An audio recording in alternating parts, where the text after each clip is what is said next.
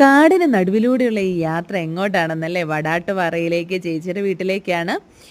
രാവിലെ 7 മണിയായപ്പോൾ ഞാനും മനച്ചനും പൊന്നും മിന്നും എല്ലാം കൂടെ ഇറങ്ങിയതാണ്. ഭൂതത്താൻകെട്ടിൽ നിന്ന് 8 കിലോമീറ്റർ യാത്ര ചെയ്ത് വേണം വടാട്ടുപാറയിലെത്താൻ. കാടിന് നടുവിലൂടെയുള്ള യാത്രയാണ്. ആന ഇറങ്ങുമെന്ന ബോർഡൊക്കെ കണ്ടു, പക്ഷേ ആനയെ മാത്രം കണ്ടില്ല.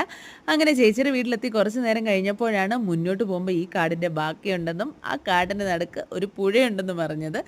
അങ്ങനെ ആ പുഴയുണ്ടെന്നറിയുമ്പോൾ അതിൽ കാണാതെ എങ്ങനെയാണ് പോകുന്നത് അല്ലേ? അങ്ങനെ ഞങ്ങളിത് ആ പുഴക്കരയിലെത്തി. നല്ല വെള്ളമൊഴുക്കുണ്ട്, പക്ഷേ അതിൻ്റെ ഓരത്ത് നിന്ന് കളിക്കാൻ കുഴപ്പമൊന്നുമില്ല. അങ്ങനെ കുറേ നേരം കളിയും കുളിയും ഒക്കെ ആയിട്ട് സമയം പോയതുപോലും അറിഞ്ഞില്ല. അങ്ങനെ വളരെ ശാന്തമായിട്ട് ഞങ്ങൾ അവിടെ നിന്ന് കളിക്കുമ്പോഴാണ് പുഴയിൽ വെള്ളം കൂടിക്കൂടി വരുന്നത്. അപ്പം എവിടെയോ എന്തോ ഷട്ടർ തുറന്ന് വിട്ടതിൻ്റെ ഭാഗമായിട്ട് പുഴയിൽ നന്നായിട്ട് വെള്ളം കൂടുന്നുണ്ട്, ഒഴുക്ക് കൂടുന്നുണ്ട്. അപ്പോൾ ഇനി തിരിച്ച് കയറുന്നതാണല്ലേ സേഫ്. അങ്ങനെ കുറച്ച് നേരം ഞങ്ങളുടെ അവിടെ കളിച്ചിട്ട് തിരിച്ച് വളരെ സേഫായിട്ട് കയറി പോന്നു. Tata bye bye.